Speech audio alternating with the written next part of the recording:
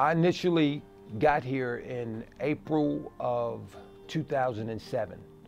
I came here from North Carolina, where I was serving as the FCA chaplain at Elon University while being the area director in North Carolina. You know, and I came here, it's a God story on how I ended up coming here, but I'm just very thankful that God opened that door.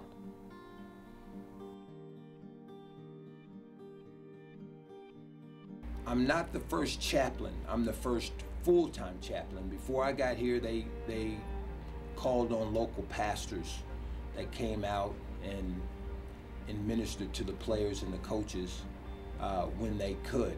But in terms of full-time, I am the first full-time chaplain here.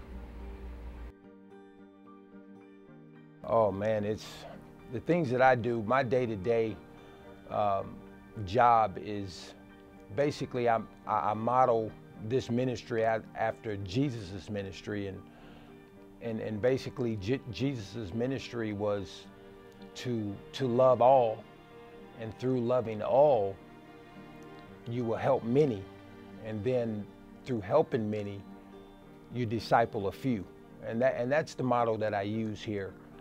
And you know, and I do that by having one-on-one time with the players that are believers. I have one-on-one discipleship time. We call that life on life, and where we just go through God's word, guys that are hungry and want to grow stronger and closer to Christ. And so we have those, and I also have what I call a share time with the players. I don't call it a Bible study because we have, you know, 3 different types of players here. You know, we do have the player who loves the Lord, and they are believers, and they're walking the walk, talking the talk, and not only that, we have the other players who know Christ when they came to college, and for whatever reason they kind of slipped away a little bit, and then we have another group of guys that don't know Christ, wasn't exposed to church growing up, and as a result of that, we got all 3 of these guys, groups of guys here on one team. And so I have a share time. I call it a share time. I don't call it a Bible study because I don't want to intimidate the unbelievers.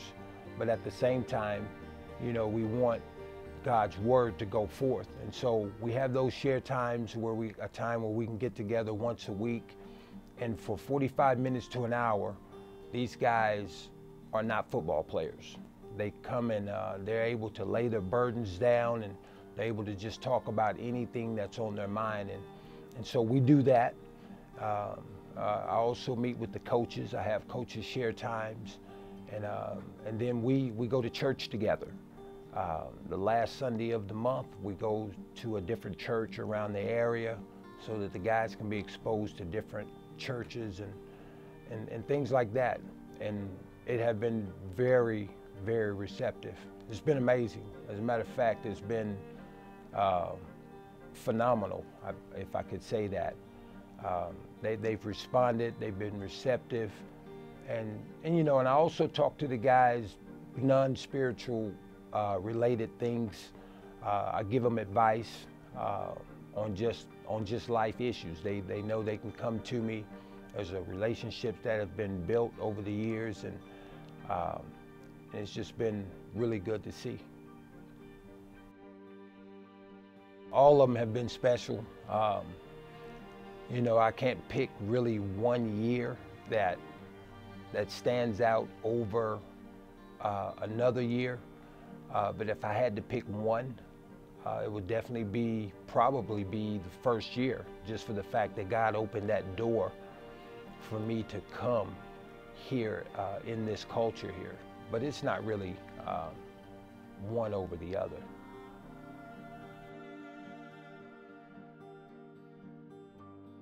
This is a full-time position. My primary role is to be the chaplain for the football team, campus director for FCA, Fellowship of Christian Athletes. But what has happened is, since I've been here,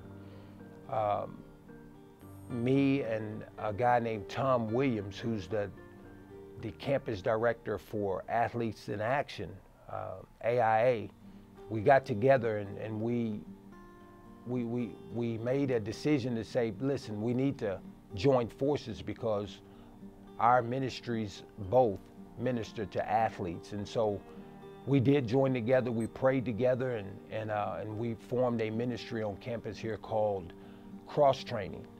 And it just ministers to all of the athletes here on campus. I'm still in touch with former players all the time, weekly.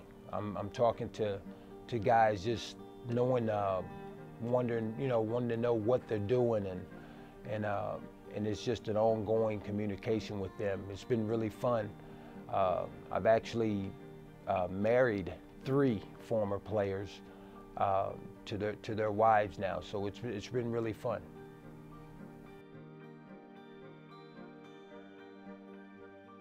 Special is, it's more than special. I just really can't explain how blessed that I am to be able to be here to share Jesus with these guys, the coaches and players. And as I mentioned earlier, they're just responding to the gospel, and that's why I'm here. From day one, I told them when Coach Beamer asked me to, when he introduced me rather to the team, I told them that I was here to just share and tell them the truth, and that's exactly what we've been doing. I just like to say it's a great privilege, an honor to be able to be in this position, because